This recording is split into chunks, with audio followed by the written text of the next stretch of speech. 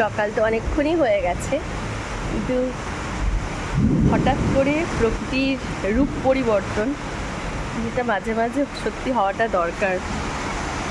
আমরা তো আর সবসময় রূপ পরিবর্তন করতে পারি না, কিন্তু প্রকৃতি তো একদম করা উচিত। আমরাও করি হয়তো কখনো, কিন্তু সবসময় পেরে উঠি না। কিন্তু প্রকৃতি এই যে নিজের বিভিন্ন রূপে এসে ধরা দেয়, হয়তো আমারও এবং আরও সকলের এই মুহূর্তে অনেক রাস্তায় যারা বেরিয়েছে তাদের অসুবিধা হচ্ছে। আমি বাড়িতে বলে আমার অতটাও প্রবলেম হচ্ছে না, কিন্তু আমার এক্ষুনি বেরোনোর ছিল। আমি নিজেই এখন বুঝতে পারছি না আমি কী করে বেরোবো, আদৌ বেরোতে পারবো কি না। পুরো যে কাজগুলো ছিল সেগুলো সব পেন্ডিং হয়ে পড়ে থাকবে, কবে হবে, কখন হবে। যাই হোক, তাও সব কিছু ছেড়ে দিয়ে জাস্ট এটাই বলার যে বৃষ্টি কখনো স্যাড করে না।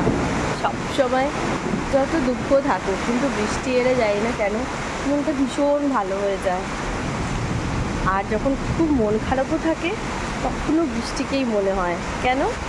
কারণ যদি কাঁদতেও হয়, সেই কান্নার জলটা বৃষ্টির জলের সাথে মিশে গেলে কেউ বুঝতেই পারে না যে ক্রাই করছি, তাই না? বৃষ্টি হেল্পও করে আমাদের সেই সিচুয়েশানে। হয়তো তাই জন্যই বৃষ্টির মধ্যে নিজেকে মিশিয়ে নেওয়া যায়, তাই জন্য হয়তো বৃষ্টিকে এতটাই ভালো লাগে, এতটাই ভালোবাসি।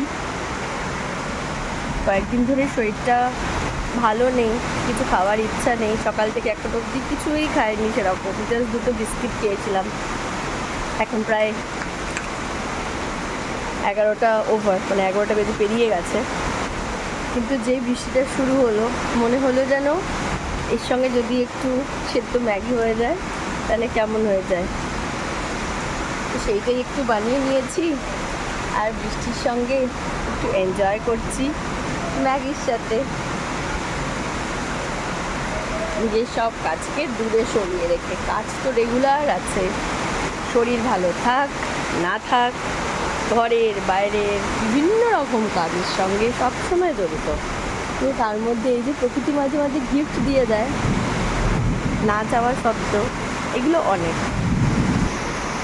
আর জানা গিফটের থেকে এই হঠাৎ করে পাওয়া গিফটগুলো অনেক বেশি ভালো করে মনকে।